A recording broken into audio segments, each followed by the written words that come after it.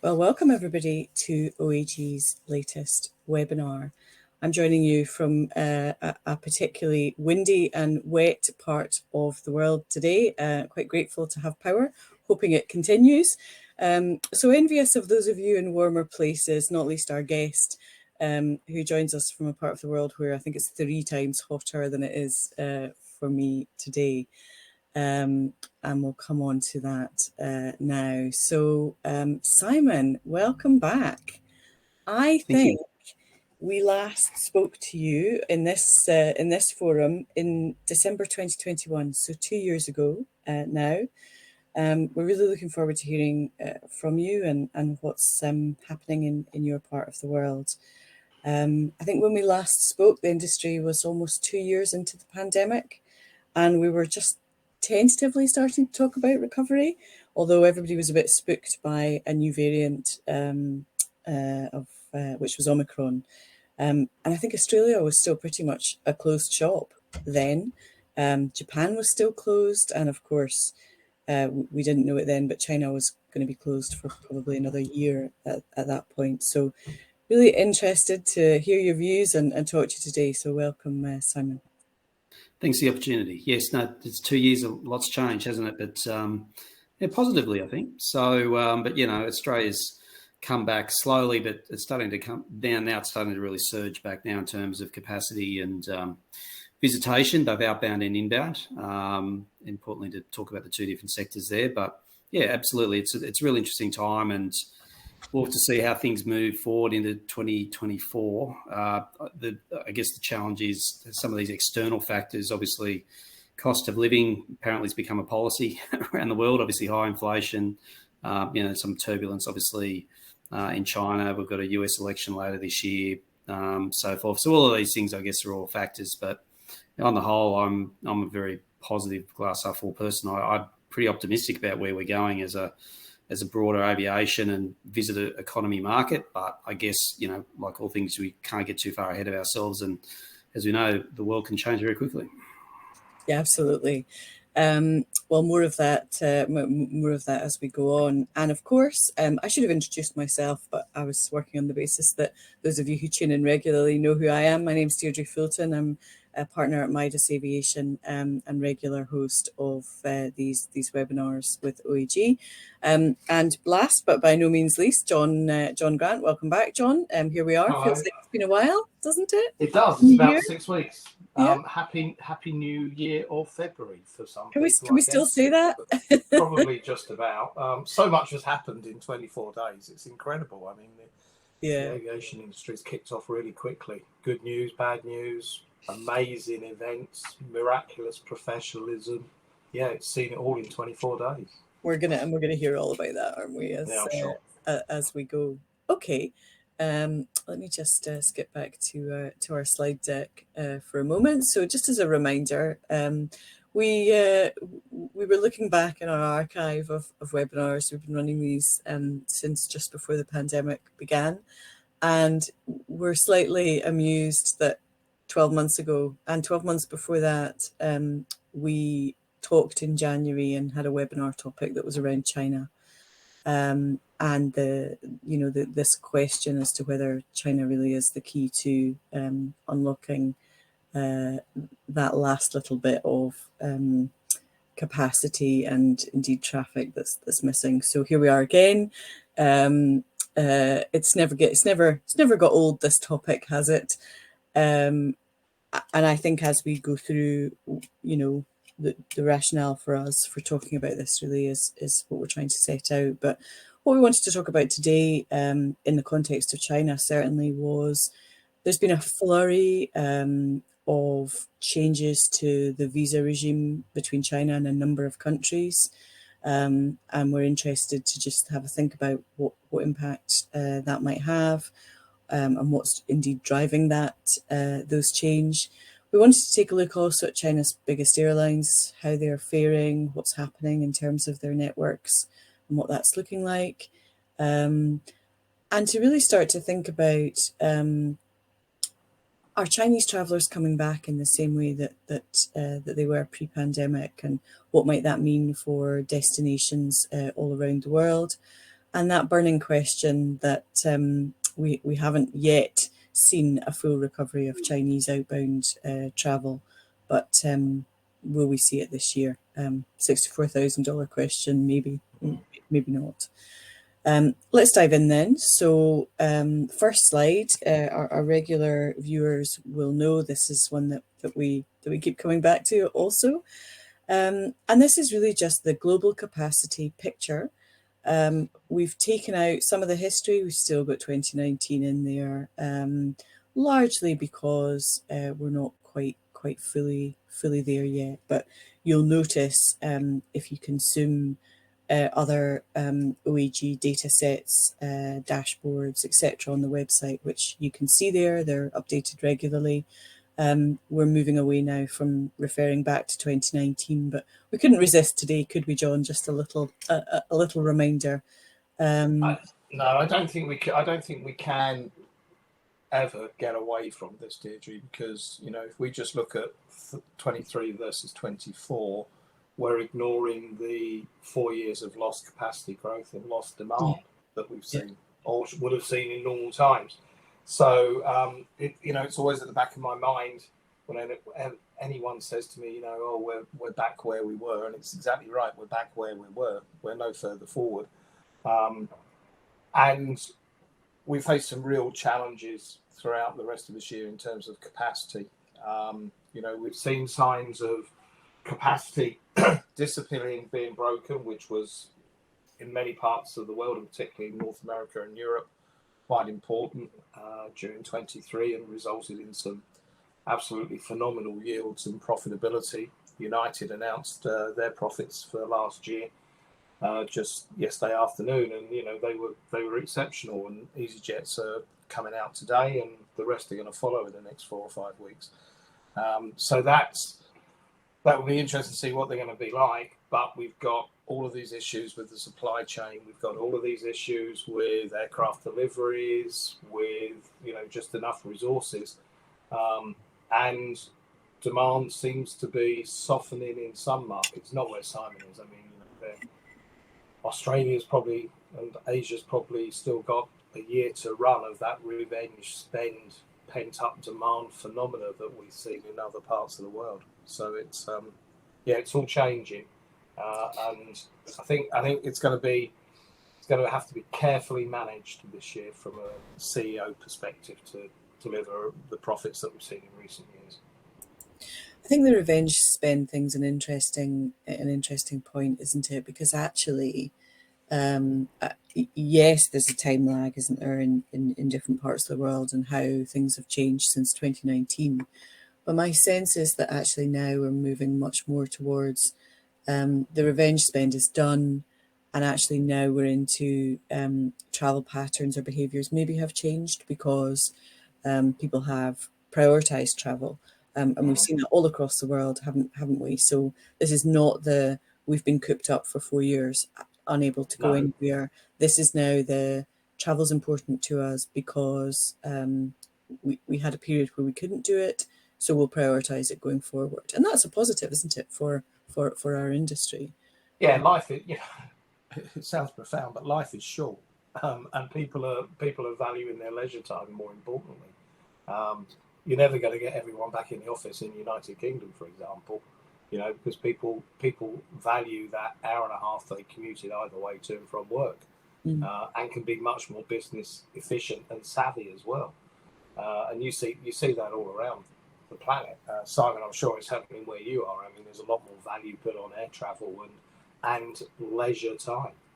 Yeah, it was. I mean, travel was being prioritised in Australian household budgets for a long time now. I mean, it probably always has in some degree, but with the bevy of low-cost carriers and the surge of international capacity in particular over the last 10 or 15 years, the full opening up of places like Bali, Southeast Asia, obviously carriers like Jetstar, AirAsia when they came to Australia, so forth. I mean, so people travel more. So all the data was showing, and anecdotally, people were travelling more in their own country. There was this big concern that Australians gave up on their own country and just went off to Bali and Thailand, Europe and so forth. I mean, they were doing that, but they were also getting around their own country as well. They were just doing it by different modes and different means. And before the virus, Australia had record volumes of inbound and outbound international, and record volumes of domestic travel and visitor nights on any measure. In fact, the irony, which of course we're talking a little bit about today around China, was that it was actually the Chinese market, if you really want to get into the weeds, it was actually starting to go the other way just a little bit in that last 6 to 9 months before it had matured, virus opened the door, right? So yeah, that in itself is interesting, and so that's one of the fascinating things. I really looked at some data ahead of today, and just where this market's at. It's going quite well again, and obviously off the back of the approved destination status and obviously that big surge back in seats from the Chinese carriers. In fact, the flights per week are going to quickly get back up to what they were at the end of 2019. So I actually like the 2019 comparison. I know people will get sick to death of listening about it if you sit in a few forums, but it's a pretty good point to look at because, the industry had its black swan event, or was many swans, wasn't it? So you've got to get a baseline again. And you're right, John. I think it's going to be how individual carriers manage the opportunity of the growth, but also obviously rising costs and the way they efficiently run their carriers and business, which is about running your business now. So yeah, absolutely. And I think it's interesting to if we went back to the slide and the European market, for instance, we have some really interesting sort of divergence of positions. So in the German domestic market this year, we're going to see 25-30% less capacity as people move to more sustainable modes of transport, Deutsche Bahn, high-speed trains, and similarly in France, we've seen the French government stop some domestic services. We've seen the Dutch government trying to impose restrictions on the number of air traffic movements, although they've pulled back a bit for this summer. But it's always going to be on the agenda for discussion in the Netherlands. And yet at the same time, Italian domestic traffic capacity is up on previous years. So we've got this sort of split in behaviour and how markets are going to develop in the future. And I think that's a really fascinating thing. And it also has huge implications for infrastructure planning. You look at Munich Airport, you look at Frankfurt, the amount of investment they have made to support domestic air services, and now they've got spare capacity. I mean, it was unheard of for many years, but they've both got spare capacity and can accommodate more long-haul services. So the mix of traffic is going to change. And are we actually going to really finally see low-cost carriers enter the main Frankfurt market? That would be an interesting experiment. I think the infrastructure piece, just as an aside, is just such a fascinating dilemma for airports, isn't it? Because you're having to plan infrastructure on a long-term basis, 30 years into the future. And could you ever have predicted? Yes, we know that shocks happen, but could you have predicted how things will pan out? Could you have predicted that actually the A380 would not be the solution to the industry challenges? And we see this in China. Narrow body, extended range aircraft that potentially are going to disrupt large parts of the market. So absolutely, we saw this in China 3 or 4 years ago. We were all talking about they've got 60 major international airport development projects underway, and yet the high-speed train has suddenly caught up with some of those domestic markets, and it's quicker to go by train than it is by plane, particularly on that East Coast corridor in China. We're seeing that now, of course, in Saudi Arabia, where Vision 2030 has got every airport being rebuilt and new airports being created. They're supposed to have 300 million passengers by 2030. It's now 2024, guys, and they're still at 110, 112 million passengers. Are they really going to go gangbusters and grow that quickly in the next 5 years? That would be some achievement, and unlikely. And in Sydney, we've got Sydney West, the airport at Badgerys Creek, that I think Simon's finally underway and is going to be open soon. Yeah, absolutely. Western Sydney International, they call it, or WSI, and that'll be open. I believe it'll be open in a couple of years, which is a game changer. And I think it's going to be interesting. It'll be 24/7 airport. Obviously, Sydney Airport, the major gateway into the country, has a very hard curfew. 6 say can't operate between 2300 and 600 in the morning. So, and that's driven the way the whole East Coast has operated.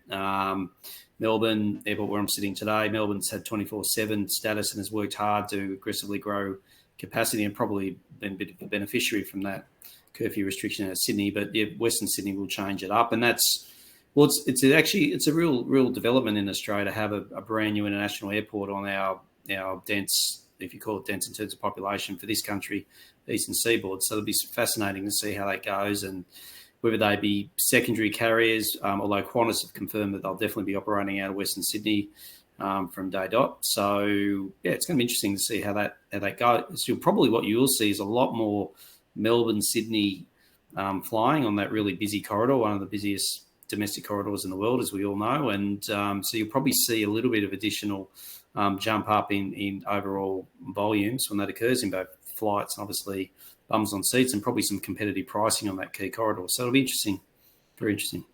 And that whole thing about sustainability in all of this, of course, because Sydney, professes part of their opening hours is based on sustainability and environment for local residents, etc., etc. Yeah. If you believe that. No, I'm not too sure that actually was why it was developed, but the politics of the 1990s created that situation. But it's an 80 movement an hour. There's certain rules. The slot management scheme there is a very interesting one. In fact, it's been under focus of the Aviation Green paper around airlines appropriately using their slots and so forth. Capacity was always pretty deep capacity, or should I say very restricted access during the peak periods of morning and evening, and also mid-evening. Through the day, it was never quite peak full, but it certainly fall between 6 to 9 in the morning, 4 to 8 at night, sort of thing. So yeah, I think it's interesting. I think sustainability is actually one of the challenges for Australian aviation and its international tourism sector, because people's carbon footprint, the more that they feel that that's an impact on their need to travel or not need to travel. Australia's a long way away from most of the other markets. We're a very aviation reliant country. We've got our own carbon targets, which I guess we've been criticised in some parts of the world for not being tough enough, but we're also a very energy rich country. So yeah, it's a really interesting one. I think those factors are going to take a while to play out, to be honest. But I wouldn't. Oh my gosh, I would never put the Sydney slots and cap down to the and curfew down to sustainability. I was going to ask, sort of, with a light touch, was it the aviation was it politics of the 1990s or politicians' residential postcodes that was the driver? I don't want to give the full history lesson and be people that know a little bit more about than me, but obviously I was knee deep in the sector at the time. Was that Sydney opened up another runway, and the way that the concentration of noise occurred was much easier, as you know, to run parallel runways. And it created a big noise impact and basically from 6 in the morning to 11 at night over a whole bunch of suburbs. Now, those that know Sydney well will know that the airport's actually very close to the CBD, and it's pretty accessible if you get a good run in the train or a taxi or car. You can be in the city in 15 minutes, 20 minutes. Obviously, it could be a lot longer in peak hour traffic, but it's a pretty efficient airport actually to get in and out of the CBD. So by default, then obviously a lot of people living in and around there. So there was an impact of noise, and the noise sharing arrangement's been in place for a long time, and I think the community's accepted that. But, the issue never really ultimately goes away. I mean, aircraft noise is aircraft noise, but engines have got, as you know, got better in terms of their emissions and so forth. So, I think reality is airports need to be 24/7 to have that full efficiency. Absolutely. Yeah. Right. An interesting diversion for sure, and probably something... Oh, diversion. Very good. A whole webinar talking about. Okay, let's go back to our slide deck. So, to come back to capacity, what we see in Asia is a sort of fairly steady picture, actually. That capacity is just very slightly below But that is masking a sort of different thing that's happening across the different parts of Asia. Obviously, we've got Northeast Asia boosted by really strong recovery in Chinese domestic markets. Southeast Asia still has, and this is total capacity, so international and domestic. Southeast Asia still has a way to go, and that's essentially the lag in Chinese outbound recovery. I mean, that's, it's not all that, but that's contributing largely. India is really, which is the majority of capacity in South Asia, is really starting to see growth and recovery, both domestic and international, and that's again probably a subject for a whole webinar in itself. And Central Asia, the smallest by comparison to the others, is going great guns, isn't it? So much going on there. I mean, we had a colleague out there last week. It was only -25, so it's a tough environment, but just new airlines popping up in all of the stars, emergent market, disposable income.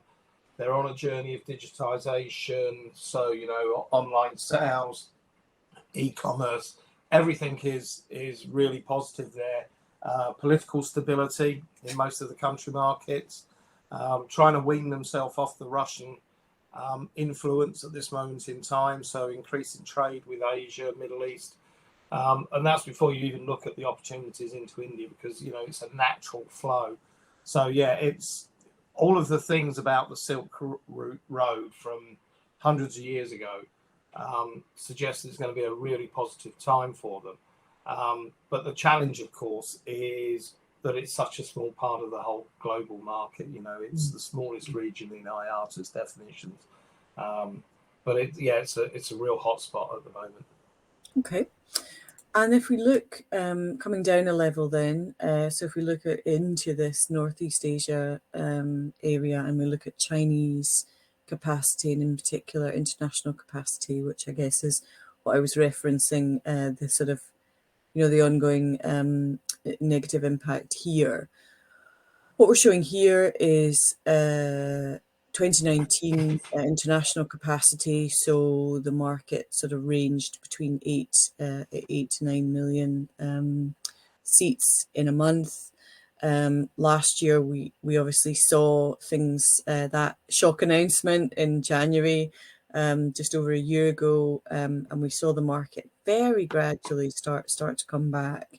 There was talk at the time of a surge, and of a great uplift, and that really wasn't what we saw. It was very controlled, very steady, and that has got us to where we are now. So 70% of 2019 capacity levels, and this is just the projected capacity for 2024. And I don't think any of us would be predicting that this yellow line will get to this black line by the end of the year, will it? I think it's very unlikely. I mean, I think it was the 8th of January when the announcement was made, wasn't it? And everyone was like, yes, here we go. It's all coming back and it'll be fine. And, within 3 months, everyone will be traveling and China will be flooding out to Thailand and the regional markets, and Europe will see the benefit in the summer. Didn't happen. Always unlikely. I think we expressed caution even at this point last year that was not a scenario we saw playing out. And the world has changed. There are geopolitical issues now playing out in China, and the Chinese economy is probably in its worst state for 20 or 30 years, and that's reflecting itself in their own personal disposable incomes, their attitudes to international travel. And they've got other priorities, so it's going to be unrealistic. I think you can see that in some of the later data as well. The Chinese airlines are having to generate more international travel and open up accessibility. It's important. It gives them some access to hard currencies. But the market, however hard you're trying to stimulate it, is not responding as quickly as people would want to see it. And I think for those of you, for Simon and John, I'm skipping on a slide, but I'll come back to the one that's there. I think it's important. I want to just show this one just really as a reminder of why we're also invested in the return of China. And this was something that we actually put together early on in the pandemic. This was the biggest outbound market in the world, and you've only got to look at the trajectory of growth that took place in that decade leading up to the beginning of COVID, of just how significant China outbound was for countries like Japan, like Thailand, South Korea, to a smaller extent, Australia, and Simon, I think that's what you alluded to, a slowing down or a maturing perhaps of the Australian market. But it wasn't just volume, it was about spend as well. So Chinese outbound tourists had the highest expenditure of any nationality. And, from a destination perspective, the revenue, if you're a country or a market or a region that is wholly dependent on tourism, having tourists that come and spend money is what is keeping the economy taking over in those regions and those destinations. So the gap that has emerged, not least because nobody was visiting and then nobody's spending, is significant. That's why we're also interested. And you look at Thailand as an example. When the announcement was made this time last year, suddenly the Thai tourist board are saying, we're going to get another 6 million Chinese international travellers. Let's ramp up. Let's get ready for them, and it's going to happen. And continually through 2023, they adjusted their expectations down and down and down because they just were not coming. And that's the same in Japan.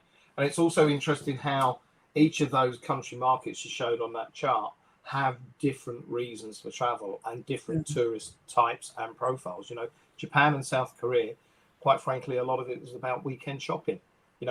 People who are extremely affluent go into Tokyo, go into Seoul, go into the fashion boutiques, buying the latest Christian Dior bags or whatever it happened to be, and they've not come back. And in Europe, we've not seen them in the droves that we expected. In Thailand, they never came back for the holidays. And in Australia, there's a lot more capacity now than there was this time last year. But all those airlines are not full. There's still a lot of space around. Yeah, no, that's right. Just to chip in there. So sometimes those slides can be a little bit misleading, to John's point around the weekend shopping, jump across to Japan, to Tokyo or Seoul or whatever. So the Australian market, the Chinese inbound was all critical. It was biggest, incredibly, it was our largest inbound market by volume, so more than New Zealand, if not by a lot, but it was, and also was basically 3 times the largest in spend. And, so they were a critical market to the Australian tourism and visitor economy, let alone obviously good yielding market as well. So, and importantly, and it's something just for analysts knows that maybe on the line, is a lot of the Chinese visitors that came to Australia pre-COVID were actual holiday makers. They're genuinely holiday makers. Now, some of them chased the flag around the various locations of Australia where they went to under those destination approved groups. But increasingly, there was these FITs, the free and independent travellers, increasing in numbers. And some really bizarre stats, one that probably blow you away, but just to show how they can diversify very quickly, is they were the largest international user of caravans inside our country. And I presume they all had international driver's licenses, but the point was, even though that's very much an Australian pastime, but the Chinese market really got into caravanning. They might have been short trips, particularly Great Ocean Road in Victoria and maybe up into northern New South Wales or up the coast. But again, that just shows that they were a really interesting travel market, not just in everything volume, value, spend. They did also disperse fairly well, not everywhere, but increasingly they were dispersing. So, and what's interesting, just a stat that Tourism Australia put out recently, is that if you take that 40% baseline of what the Chinese market used to be as a pure holiday maker, which is what obviously one of their key KPIs, it's probably running closer at 25% at the moment. So of the volume that's in, much less of them are holiday makers. There are admittedly a good number of students, international students returning, and that's the visitor bureaus and the Australian government count those as visitors in terms of spend. So they actually will come back on the spend side, but they'll only do their breaks when they do their breaks. So it's an interesting one, but it just goes to show the mix of the market has changed, and business travel's down, but VFR travel is up a lot. It's interesting, isn't it? You've got a big diaspora, though, haven't you, in Australia, which is, I guess, driving that VFR market to some extent, isn't it? Oh, absolutely. There's a lot of Chinese families have their children studying here now. As obviously with our tertiary sector, our international student sector is a huge export industry and a big piece of what we do. We've got some of the best quality universities by ranking in the world for some of the disciplines. So, and there's the Australia-Chinese relationship goes a long way back, all the way to the gold rush in the 1850s. So there's a lot there. And I'm not trying to play any of that down. But I guess what I'm saying is, it's great that the volumes back we've currently got, particularly on the flights and seats. The numbers are coming back, but they're coming back in a different way. And I think it's good that I think as an industry we're starting to wrap our heads around this a bit more now. I can sort of sit outside this. I don't have a vested interest in the debate, but it could be a different market for a fair while to come, and may not ever come back truly to what it was before. And we had this before with the Japanese inbound, which was a huge market success in Australia over the 80s and early 90s, and that fell into a huge hole. It came back a lot in later years, but sometimes destinations are on a fad. They go up and they go down a bit. I'm not saying Australia with the Chinese outbound sellers is in that category, but we're going to have to be careful. And to be fair, there's a lot of effort been undertaken by all of our tourism authorities, the airports in particular as well, have really focused in on ensuring they get the capacity back, and we make sure the brand hasn't been, affected too much over the last few years. But the nature of your Chinese market is such that it's not going to replicate what happened in Japan, is it? Japan was much more tourism based. There are diaspora, there are student communities. There is a lot more of a solid foundation upon which that demand is created. I think it's the extent, though, isn't it? That and I guess we'll come back to this a bit later on. But the competition is hotting up, isn't it, in terms of destinations? And whilst on the one hand you can see that Australia offers a great kind of experiential type of travel, the Great Ocean Road, the caravanning, the road tripping, the things that we hear anecdotally that people are now searching for because travel needs to have more meaning. They want to go to new places and experience new things. And some of that is driven by COVID to some extent, isn't it? In that it's about ticking off the things on the bucket list, the bucket list travel. To what extent Australia competes against those other global destinations, I think is going to be a challenge going forward, isn't it? Is it we go to Australia and we do all of the things that Australia offers, or do we go and see the Northern Lights, or do we go and experience the mountains in the Alps, or whatever? Or do you go to the desert in a purpose-built 6-star holiday resort complex, that's currently underway in Saudi Arabia? Yeah, that offers cultural heritage and all of those things. It's a real challenge. But let's sorry, Simon. Let's hold that thought and we'll come back to it, because we do need to get through the deck. So I guess the point I also wanted to make, and this is really relevant, almost the most extreme for Australia, what we're looking at here is to what extent that return of the Chinese outbound market continues to be driven by Chinese carriers. So we wanted to kind of understand, has the share of capacity relative to the overall market increased or changed? And you can see that it has increased. So on this chart here, we're showing you that international capacity to and from China in 2019 was equivalent to just over half of the market, so 50-50 more or less. That increased in 2023 as Chinese carriers were driving recovery. Some of that, I guess, because of the geopolitical issues that we talked about earlier, but it's up again in 2024, up now to 63%, so a 10 percentage point change.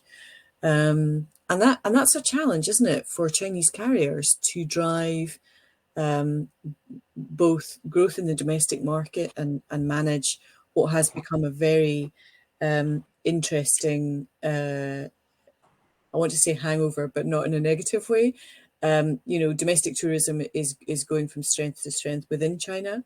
And so there's a need for Chinese carriers to be able to both serve that and serve the underlying domestic demand, but as well to respond to the fact that, there's outbound demand to different places.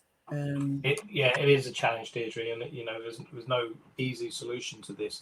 And then you throw on top of that the fact that both European and US airlines actually are doing the minimal amount possible to be in the Chinese market without putting too much frequency in. You've got circuitous routings through Central Asia for the European carriers, avoiding Russian airspace. The US carriers have got similar routing issues they need to take. So that plays on their minds, and there isn't a great, at the moment, inbound demand for China. It's not rapidly moving up the list in terms of bucket list destinations that you must go back to.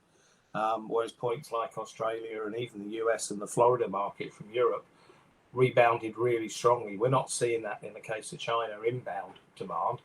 And yet the Chinese airlines, and therefore the Chinese airlines are the only game in town. Now, we knew historically that they primarily carried Chinese outbound visitors who wanted to travel on a Chinese airline to their destination. So if that market isn't moving, then, they've got to make a hard choice. Do we send an aircraft all the way to London for the best part of a 26-hour round trip journey, or do we use that same aircraft to do 6 domestic flights and carry a lot more people and get a higher RPK for actually doing that? And I think they're stuck between a rock and a hard place. There is no perfect answer. And, there's a question we've had here. What's the prime reason for Chinese holding back traveling abroad, other than the economic situation? That is the one reason. It is the economic situation in China. We'll hear this afternoon from another one of our guests about some of the challenges people are facing in China around being able to purchase property and having to prioritize like they've never done so before in terms of electrical goods, latest fashion items. I think to the outside world, we do not appreciate enough the challenges and how hard that economy has been hit and the subsequent impact on international travel. Yeah, I think it would be naive to think that the impact that we've all felt in our own weekly shopping bills, in the cost of travel, in the cost of mortgages on houses, on all of the items of things that we all have to pay for regularly, insurance, whatever. I think it would be naive to think that the Chinese population are not experiencing exactly the same thing. No, they're not immune from this at all. It's a global problem, isn't it? It's a global problem. Okay, let's skip on. We've shown you that one already. So, sorry, my mouse went too fast there. So this really, taking a look, I guess, Simon, you referenced that China obviously was massively important to Australia in revenue from a tourism perspective. Interesting, I think, to see how the characteristics of international markets for Australia are changing. And what drove us to this really was China, an interest in China. On the left, we've got the markets ranked by what were the biggest in 2019 and how they have recovered respectively. And it's no surprise to see Indonesia, aka Bali, performing exceptionally well in capacity terms, and I'm sure passenger terms, a similar story. and other markets, Japan, Thailand, Singapore, all starting to get there. China obviously still lagging considerably, and that's reflected in, if we look at the chart on the right, we've now got what were the top 10 markets in 2019. What are they now on the basis of 2023 capacity? And you can see China falling, falling down the rankings. Thailand actually has dropped off the radar, and Qatar has jumped in there. But these, we should stress though that this is capacity. It's capacity. So so reasonable. In that respect, we know that whilst New Zealand is a lot of local O&D going back and forth, families, commerce, etc., Singapore, the vast majority of that capacity is being used for transit and connecting services onto other points. And Turkish Airlines are going to start using Singapore for their service from Istanbul down into Melbourne from the 17th of March. So we know that, we know that's the case in the UAE as well. And there is no way on earth that Qatar would be, a huge market to Australia, aside from the connecting traffic. And when you see why it's moved or how it's moved, you can understand why the Qataris would like more traffic rights and frequencies to Australia, and B, you can understand maybe why they didn't get them, because they're already a significant contributor to that capacity. But it is interesting to see how this has changed. And of course, China predominantly is an O&D market to Australia. There's not very much connecting traffic that goes from either Northeast Asia, Europe, or North America through a Chinese city through down into Australia. And in fact, that whole Chinese connecting traffic thing is a really interesting situation, isn't it? Because the new airport in Beijing in Daxing was constructed on the basis of becoming an international connecting hub airport, and it isn't, and it won't be for a long, long time. And that goes back to that whole thing about planning infrastructure, and suddenly the world changes. Absolutely. Yeah, that's a very fascinating slide you had up there before. It's really good. It's obviously capacity, and it doesn't quite correlate around people movements, but strategically you'll see some of those numbers change again. I mean, obviously Indonesia, aka Bali, Denpasar, obviously. Is that what they put on your passport stamp now? They just go aka Bali. Yeah, Denpasar. Yeah, no, it's well, the Australian volumes in the Bali are just supreme, really. I mean, it's getting close to 30% of Bali inbound visitors now is Australian. So was obviously the strongest cohort or close to it for many, many years. I think it was pipped by a couple other markets for here and there. It's always been a top 2 market, but it continues to just move ahead, and there's more flying coming out of Perth, top end of Australia, obviously Sydney, Melbourne and the like. So the other interesting one is, you probably documented this, but the Qantas Group have made some really, I think, quite clever changes with their gauge of aircraft. So Bali's going to get more and more frequency, similar capacity, because they're obviously changing the gauge, and they're putting the wide-body 787s, or particularly Jetstar, are really giving Japan a much bigger go, as well as Korea. So there's an outbound and an inbound story in Japan. The Japanese tourism PR people have done a great job telling everyone that Japan's more popular than Bali at the moment. It's not quite true for Australians, but certainly a lot of Australians are going up there to ski, particularly this time of year, and sample the delights of Japan in the warmer months. But, so we are seeing some quite strategic activity happening at the Australian ends, as well as Virgin obviously wants more capacity into Bali and so forth. So they're all thinking very much about that inbound, outbound. And you're right, our market's an interesting one because we have such a strong outbound market, which is very appealing to carriers like your Qatars, your Turkish Airlines, these airlines, because they know that they can potentially fill it coming in, and they can certainly fill it going out. Where obviously the China operation, it's a very different, it's much more lumpy inbound than outbound, obviously. Yeah. Okay, let's just skip back into the slide deck. I want you to quickly show this one.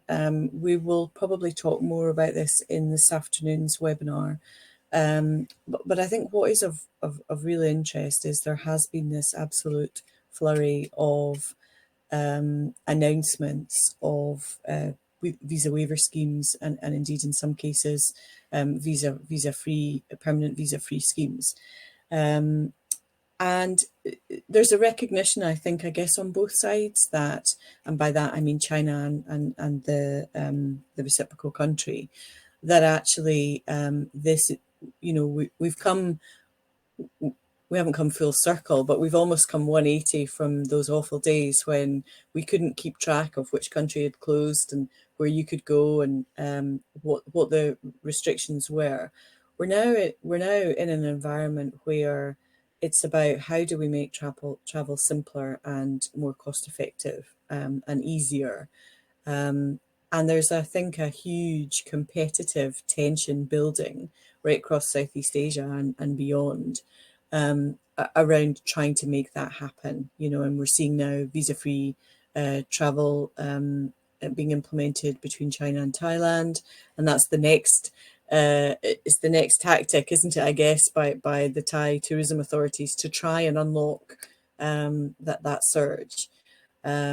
We saw aligned with Davos, I think, last week, Switzerland and Ireland coming out of nowhere to agree similar visa-free travel positions with China. So I think the stepping back from it, I think the interesting thing is that this seems to signal a more open mindset from China in terms of both trying to encourage outbound travel but also inbound travel, which is a departure, really, isn't it, from where we've been. It's a departure, not a departure in Australia. Australia's visa costs actually are continuing to eke up, not down. I just did a quick, if you put the application fee to one side, it's a $140 visa in Australian dollars for a Chinese visitor, but they do have an application fee on top of that, which makes it quite a substantive cost. So it's an interesting one. I think it's a competitive issue for Australian tourism for inbound, because if numbers of competitor destinations do see the visa delta cost, if you like, come to, and it is moving more further and further away, would have to impact some consumers on a decision to choose one destination over on a family of four. That can become extremely spot on. Yeah, it's may not for the individual, the business traveller, or you got to go and see your auntie who's dying or whatever. But for that family travel, it is. I believe it's an issue, and I think we're at a bit of a tipping point. We're getting very high on our visa charges, and I think we need to justify what value people are getting. Obviously, it's a grudge purchase, but we need to ensure that we stay in step with some of our competitor destinations. And you have to think about where you are in terms of your product maturity and its relevance in the world. So you can do that at the moment in Australia, perhaps because you have a very mature and a very well-established product. But in Saudi Arabia, at this moment in time, it's a complete free visa waiver type system. If you fly with Saudia today, not only do you get your boarding card, but your boarding card is also your visa. So you just have to show that to immigration and you're in. Deirdre and I recently went to the UAE, and it's, the passport control, it's just an electronic barrier, and it's all biometrics now. And that's eased the whole process. So at the traveller level, you've got this whole thing about, easing the freedom of travel and movement, although I think there's, confidence needs to be built into those things. Who wants to sit on a plane to China for 12 hours and think, have I actually just turn up? I don't need a visa. But then at the government level, we're seeing some bilaterals that are becoming much more politicised. And frequencies are being withdrawn, or growth is being stilted and prevented. We're seeing that between India and the UAE. I mean, Emirates are desperate for more capacity to India to fill their 380s, and there's 350s that are coming this year. And the Indian government is saying, no way, you're not having any more capacity because we need to protect our own market. And by the way, we'd like Air India to become a truly international airline. You see the US situation, you see what's happened in Qatar. There's more and more politicization of bilaterals and air service agreements. And at the same time, it's come on down in terms of let's waive visas everywhere. Mixed messages creates confusion for everyone. But I think that's also a bit of a hangover from the kind of the move towards a much more nationalistic outlook that we saw in the pandemic. And I I think there are other drivers that are causing that tension. There's you can see that the Ministry of Tourism are probably jumping up and down and saying, we what need are you doing? Why are we doing we need this? to bring everybody in. And then there's another part of the the government that'll be saying, and this could apply in any country. Actually, we need to be more. Yeah, and we were hearing last week, and we can talk about it more this afternoon. But the tension in China, for instance, a very tight country with lots of security, but the tension between this visa waiver scheme and the security police and everyone else who's got a remit to keep control of everyone and what's happening is really, really tough. That's a real tension that's been created. I think too. I just want to put this slide up because you talked about sitting on a plane to China for 12 hours. Simon, you made a really valid point, and we talked about this. I think it was something you'd posted on LinkedIn at the turn of the year. Australia cannot, and many destinations cannot rest on their laurels. There are some ambitious tourism targets out there. Because of the things that we've been talking about in terms of everybody trying to, to generate revenue and to pursue the biggest outbound markets. We've talked about Thailand. There's an ambitious target there, which still isn't back to 2019 levels for this year. We've got Indonesia, who are also trying to get back to 2019 levels this year. The challenge for, I guess, places like Australia and other Southeast Asia destinations is how to differentiate yourselves, how to kind of respond to the Saudi Arabias, the other countries that are out there aggressively targeting growth because of their own challenges and their own ambitions. And I think, Simon, your point was, if you're getting on a flight for 10.5 hours from Shanghai to Sydney, then it doesn't actually make much difference if you're on for another couple of hours and you can get to Riyadh. And that opens up a whole new proposition, doesn't it?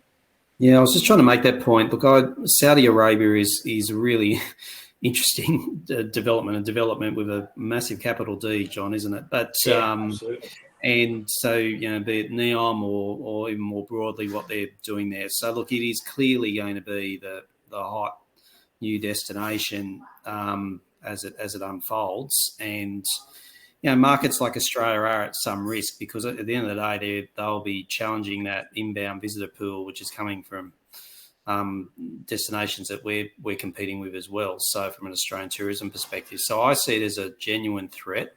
I think Australian tourism can counteract it, but I think they need to be very watchful of it, which I guess is around issues like, get some of these things right, like get just a visa system and streamlining absolutely right. Like I love that analogy around the biometrics, which are occurring more and more now, John, with the seamlessness of the visa and so forth. I mean, they're all little things, but they add up. And Australian tourism is going really well again, and it will continue to do really well. I'm one of its biggest advocates. Obviously, I'm an Aussie, so I always go Aussie. But we've got to be very mindful that there's a lot of markets around the world that actually are going, hey, visitor economy is actually really critical to our economies. We want a piece of some of that action, and so we're just going to be really, really mindful of that and get that competitive proposition right, not just from inbound, but from outbound. So, I mean, as you know, Australian outbound travel is back basically getting close to what it was pre-pandemic and on a growth rate, which will have it above in the next years, I believe, on volumes. But the growth rate's double digits going really strongly. And it's not just Bali, like it's Europe, it's obviously the Middle East, it's all over the show, Japan, States alike. So what's some of these destinations are going to become a lot more attractive to Australians as well. So, and obviously we're a small part of the global travel market in terms of actual volume, but we spend. So, yeah, it's a really interesting one. So I think for any destination has to really just recalibrate around where that competitor threat is, and then let's look at what you're doing well and what you could do better. And, keeping things efficient and managing your costs and thinking about the traveller in that equation, I think is actually really important. I think it's also about looking beyond, isn't it, at what the competition, understanding what the competition is, and looking at what they're doing too, and that's almost a counter, isn't it, to that sort of nationalistic thing that has developed post-COVID, during and post-COVID. Okay, I'm conscious of time. We've got 5 minutes left. Just a couple more slides I wanted to share with you. This one was just an illustration, really, of the destinations that were served from China to Asia Pacific, then and now as of January 24. And I think it's sort of really, Australia nicely illustrates the challenge, perhaps, that's still ahead a little, in that the main centres of population service has either been retained or come back, but actually, Cairns and Darwin for Australia, and harder to see across here, but actually some of the secondary airports in the Philippines, Malaysia, Thailand, still not. And I think that's even more important, Deirdre, because these are the medium range sector lengths that are, the ideal outbound tourists from China. 3, 4, 7 day type packages that people could do, and they're all leisure destinations. All leisure destinations. And then let's move on, because I'm conscious that the clock is ticking. We said we'd take a look at China's biggest airlines and their kind of respective positions. As we know, so we've got domestic capacity by carrier and their respective shares of the overall market. Domestically, there hasn't been a significant change. Really, I guess a slight increase in the overall share, and internationally, obviously the overall market is down, and the big three carriers are accounting for a bigger share of that. We also wanted to take a quick look at fleet, because this is a really topical issue elsewhere in the industry, and it's going to have repercussions in China, isn't it? We only saw the 737 MAX getting back in the air in China at the beginning of in 2023, didn't we, John? I mean, they were obviously reluctant and cautious about recertifying the 737, the MAX, and obviously they did that. And the events of the first week of January have allowed the Chinese airlines to dust off their policy and their letters to Boeing and say, we're not going to take any more deliveries until we know what the issue is and it's sorted out. And that's a big challenge for Boeing. I mean, we don't want to talk about Boeing's issues. That could take forever, and it wouldn't really get us anywhere. Suffice to say, it impacts every airline. And I think, when we look at international capacity from the Chinese carriers, we are going to see more concentration amongst the big three Chinese airlines, because they are the ones who've got the balance sheets that are going to allow them to come back. We've seen Chinese second-tier airlines enter markets, and they were doing so in 2019, and they were extremely unprofitable. And, quite frankly, it's been a godsend to them what's happened through the pandemic, because it's a brilliant excuse not to come back into those markets, or at least come back with a lot more caution than they previously did. Yeah, and that's been proven in Australia. Just quickly, we're at 167 flights a week. It was 196 flights a week from Chinese carriers. So, and John's right. We're basically back to almost the same number, but there's a couple of those smaller Chinese carriers haven't yet returned or effectively returned, and I sense in some ways that the consolidation, if you like, of the main carriers operating in markets like ours is a good thing. So it's just the dynamics and changing in the sector. Yeah. And I think you see that. I mean, this is just the main, the three majors that actually, the position. So this is Roots operated in January 19 versus 24, and actually you can see, yes, there's a bit of a lag here. Interestingly, if just for ease of getting it all on the chart, we're looking at Europe, the Middle East, and Africa here combined. The growth is the Middle East. It's not Europe, but interestingly, there's not a decline in Europe. So the services that they've got the European markets to themselves. They're the only ones who can fly over Russian airspace, and that makes it economic. And they're into the Middle East and into Saudi Arabia because of the air connectivity program, also known as someone else funding your air service development to millions of dollars. Will that work? Is that sustainable? You really have to question whether the air connectivity program, once the money dries up, rather like the oil will, are those airlines going to stay in Saudi Arabia? That could be a nice topic for a future webinar, couldn't it, John? Yeah, it could do. Nicely segued into to the end of the webinar. I'm afraid we're out of time. Thank you so much, Simon, for joining us. It's been great to hear how things are in your market, and I hope it's not 2 years before we have you back again, talking about how things are. I think you've given us an upbeat picture of how things are in Australia. Yes, there are challenges, but some interesting times ahead, and we look forward to seeing how things evolve. Thanks for the opportunity. Really interesting discussion. Thank you. Yeah. Next time let's just crack one of those bottles open while we're doing this. Yeah, we look forward to that. I think so. And we'll see you on the next one. Thank you. Bye. Thank you. Nice to see you all. Thank you. Bye.